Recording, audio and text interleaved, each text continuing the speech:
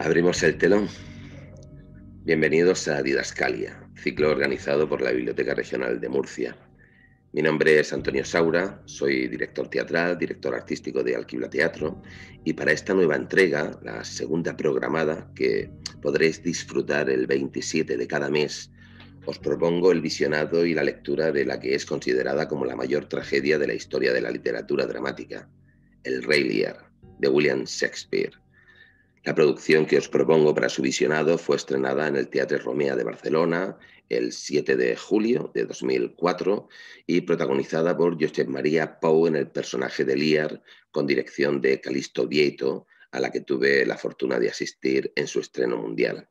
Lear es la más trágica de las tragedias, afirma el prestigioso crítico literario Harold Bloom, o la más ambiciosa de todo el teatro universal, según el traductor Ángel Luis Pujante. Una tragedia moderna en la que, según el teórico Jean Cot, la historia sustituye al destino, a los dioses, a la naturaleza, dando o negando la razón a las actuaciones humanas. Para Peter Brook, es la cima de todos los escritos europeos, debido a la absoluta integración de cada una de sus partes en una totalidad, abarcándolo casi todo en la vida. Para su lectura recomendaré encarecidamente la traducción realizada por Ángel Luis Pujante, catedrático emérito de la Universidad de Murcia y Premio Nacional de Traducción.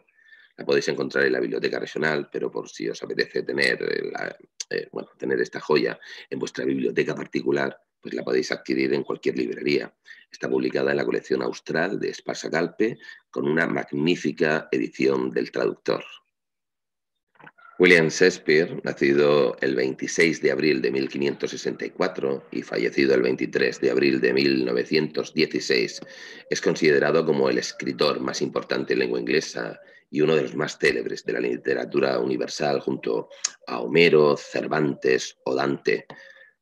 Cada 23 de abril, el Día Internacional del Libro se celebra en homenaje al día del fallecimiento de Miguel de Cervantes y William Shakespeare, bueno, aunque realmente la fecha del fallecimiento de ambos no es coincidente debido al distinto uso de calendarios. Dice Harold Bloom que Shakespeare nos ha enseñado a entender la naturaleza humana. Es inventor de lo humano porque nadie antes lo había hecho en la literatura. Con él los personajes evolucionan, no nacen y mueren sin más cambios.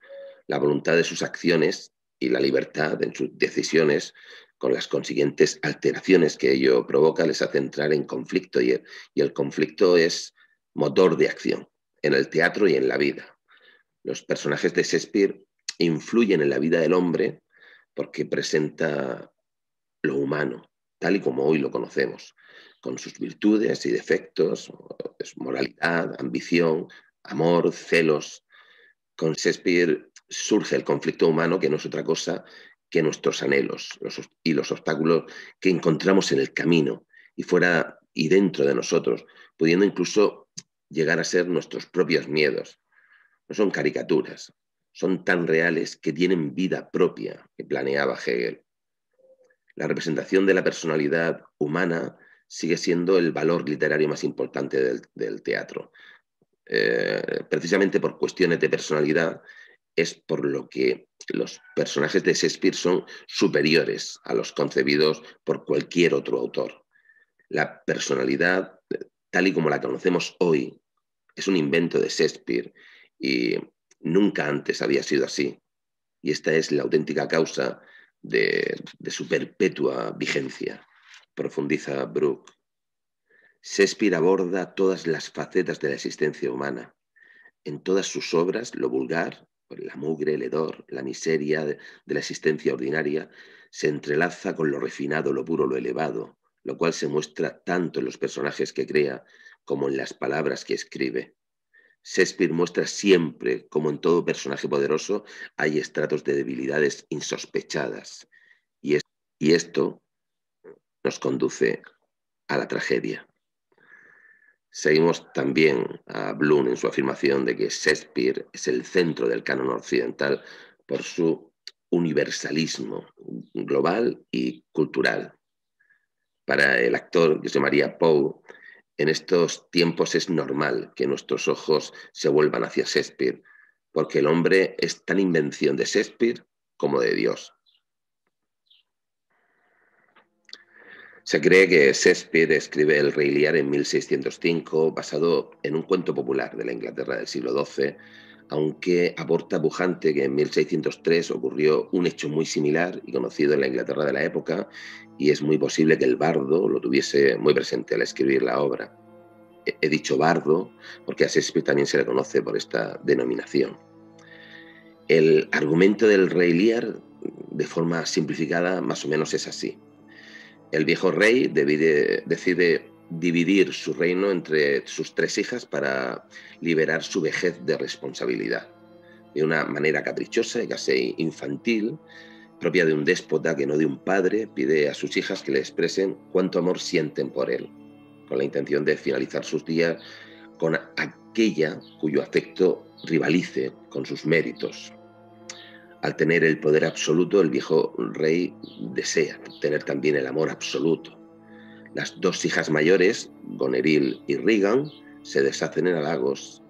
La menor, Cordelia, a la sazón la que más le ama y a la que el rey ha asignado 1/3 más opulento que el de sus hermanas, responderá: «Nada, señor».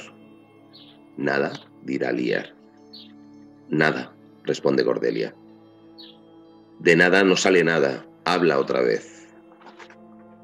Entonces Cordelia le confiesa que lo ama según su obligación, ni más ni menos. «Me habéis dado la vida, crianza y cariño. Yo os respondo como debo.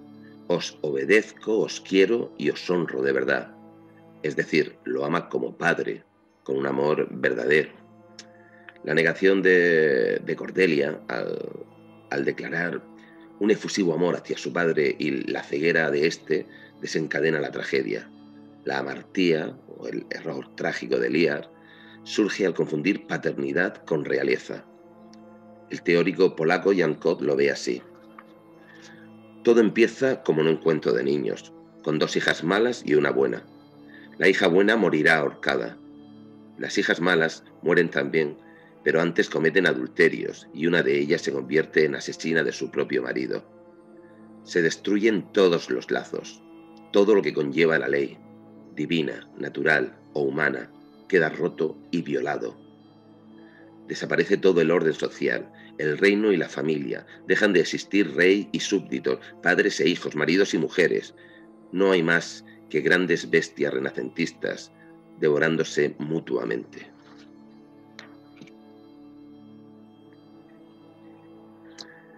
La segunda trama, de similar importancia a la primera, es la de Gloucester y sus hijos, Edgar, hijo natural, y Edmund, hijo bastardo. Edmund es un resentido y ambicioso, es el joven arribista, un trepa. Momento sublime de la obra es el encuentro de las 2 tramas, entre Lear enloquecido y Gloucester ciego en el acto 4. La acción de la obra no avanza en ese momento. No ocurre nada y ocurre todo. Un ciego es guiado por un loco. Bueno, en nuestros días encontraríamos acertados símiles en política. El tema central de Lear es la descomposición de un mundo antiguo, condenado a la destrucción, que dará lugar a otro nuevo pero distinto. Y así se derrumba el orden social, político y económico, como todo el sistema de valores. Y así lo describe Jan Kott. El escenario está vacío desde el principio hasta el fin. No hay nada fuera de la tierra cruel. Es la tierra que el hombre va recorriendo desde la cuna hasta la tumba.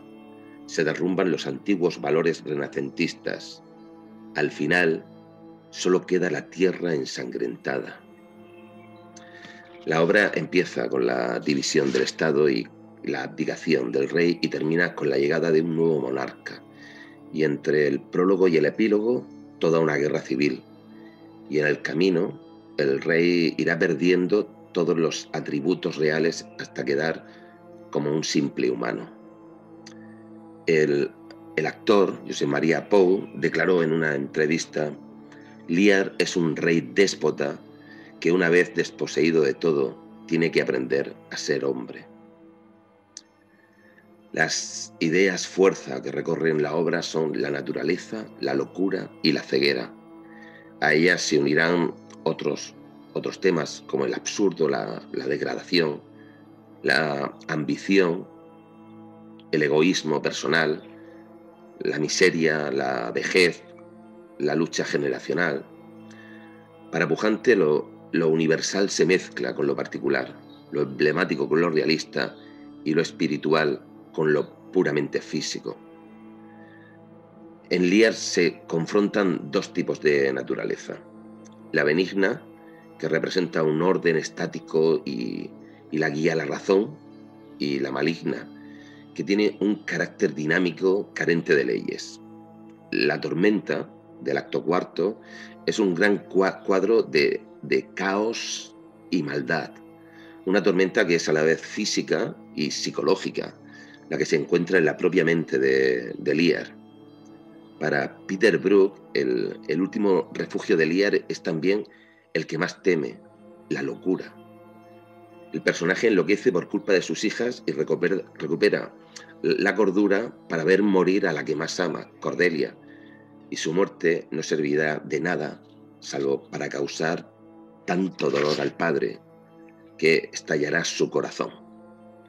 Lear y Gloucester mueren de amor paterno. Con la ceguera, Shakespeare plantea una antítesis inherente a la condición humana. La ceguera es más intelectual que física. Están más ciegos Lear y Gloucester al principio de la obra que el segundo después de haberle sido arrancado los ojos. Es la ceguera de los soberbios. Un tema fundamental de la tragedia es el amor, como en todo Shakespeare. Para Harold Bloom, en Lear todo el mundo ama u odia demasiado. Y el amor es el gran legado de esta tragedia. Lear es amado por todos los personajes buenos de la obra, así como odiado por los malos, incluidas sus dos hijas. La evolución del personaje de Rey a hombre pasa por la desnudez. Y por primera vez se muestra sensible a la injusticia social y a la pobreza de los sin techo. Leo.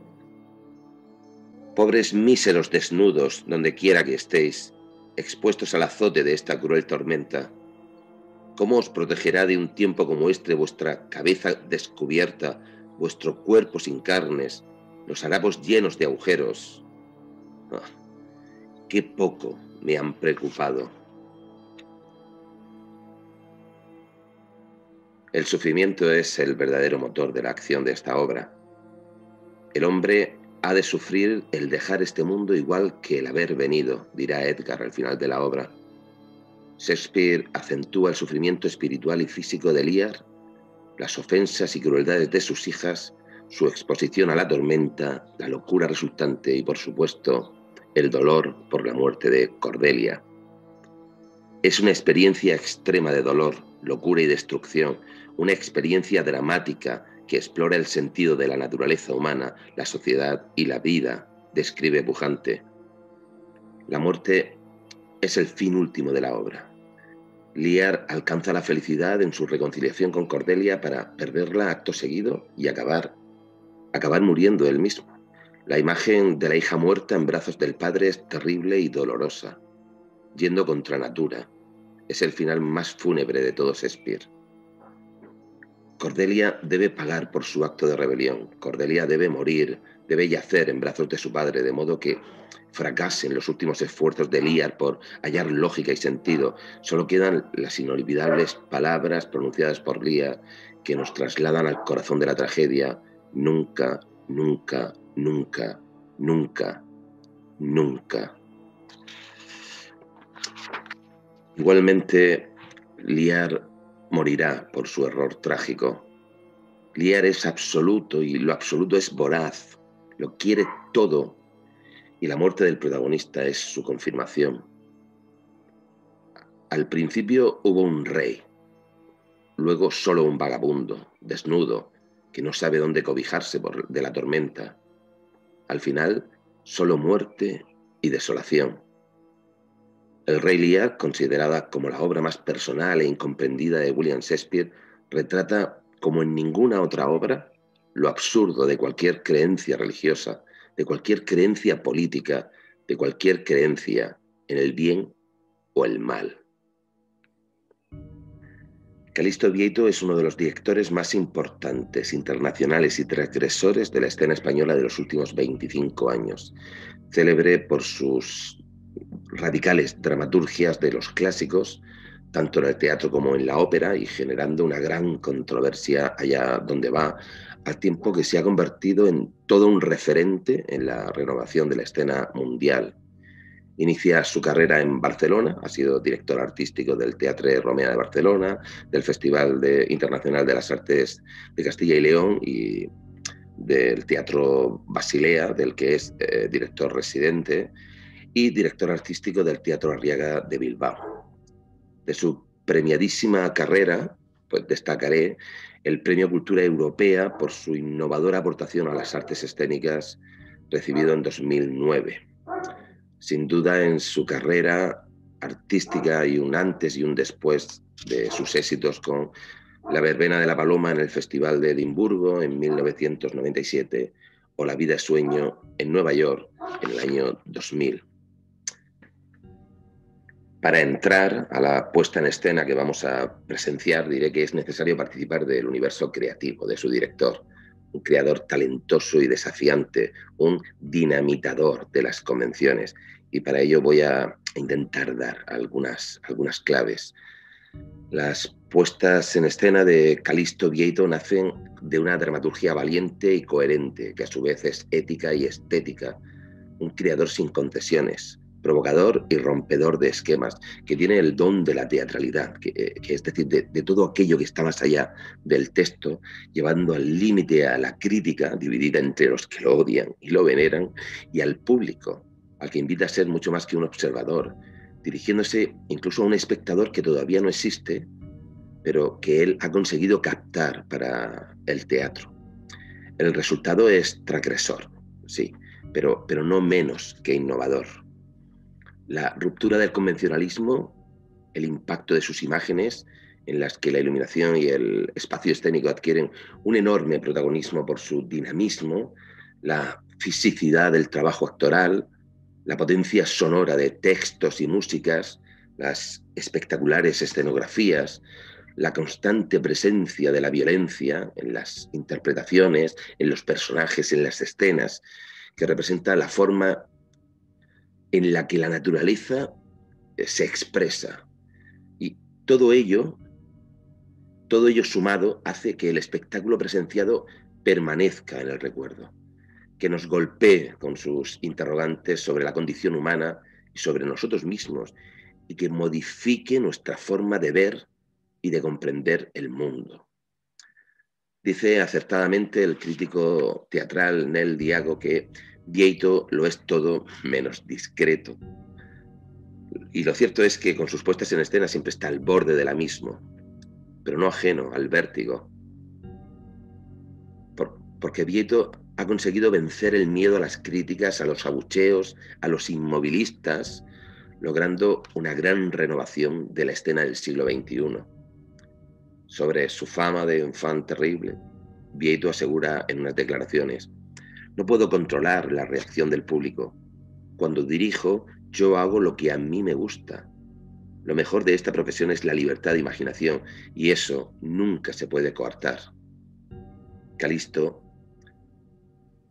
es un buscador que hacía encontrar cosas para seguir jugando.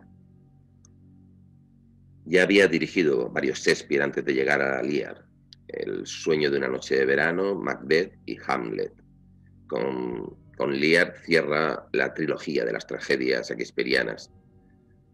Convierte al rey Lear en un dictador del mundo actual y, fiel a su estilo, toma a los personajes de su época y los traslada al día de hoy. El escenario, por supuesto, no es ningún reino de corona o cetro. Se sitúa en una república del este de Europa, un territorio que formó parte de la Unión Soviética y que se ha convertido en una dictadura bajo el poder de los caprichos de Lear. Es un mundo de abusos, dependencia, represión, que está obsesionado con el petróleo, relata Vieito. Tiene que ser una dictadura, imposible que se desarrolle en una democracia. Para Vieito, el rey Lear es la más violenta y terrible de las obras de Shakespeare, y así es como el director presenta la obra como una historia familiar, en clave mafiosa desde la violencia de hoy, en un tiempo en el que los locos guían a los ciegos y cuando la inocencia ya no es patrimonio de nadie. La puesta en escena marca la línea rupturista del convencionalismo que, siguiendo las líneas dramatúrgicas aportadas por John Cott a finales de los 60, aportan una lectura en la que entra el teatro político de Bertolt Brecht y el absurdo de Samuel Beckett, llegando a lo grotesco. Vietto opta por el escenario de Macbeth como espacio para el crimen.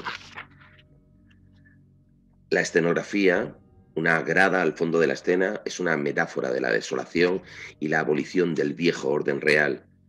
En paralelo al descenso a los infiernos del rey, el graderío va siendo devastado hasta quedar convertido en un vertedero donde el mendigo Lear se topa con su destino último. Pondré un par de ejemplos, sin vocación de hacer spoiler, de algunos momentos sublimes. Arranca la obra con la aparición de Lear vestido de cocinero para repartir entre las hijas el pastel, metáfora del reino. El mismo Lear, víctima de sus excesos de rey tirano, cuando está desposeído de todo, lo vemos en el escenario con ropas de mendigo, tirando de un carro de supermercado. Destacaré finalmente que la compañía que forma Vietto tiene un altísimo nivel de excelencia interpretativa, exigiendo un esfuerzo físico e intelectual brutal, especialmente la de Josep Maria Pou, uno de los mejores actores del teatro español que, de forma impresionante, da vida a Lear. Voy a hacer una última consideración. Ver una puesta en escena de Calixto Vietto reinterpretando un clásico es toda una gozada, pero es imprescindible transformarse en un espectador activo, lo que supone todo un desafío. Como diría Peter Brook, el teatro vive y respira en el presente, y Shakespeare escribía para el suyo, al igual que lo hace Calixto. Reinterpretan el clásico desde la contemporaneidad. Poneos cómodos, porque el espectáculo tiene una duración de 3 horas y media. Que lo disfrutéis.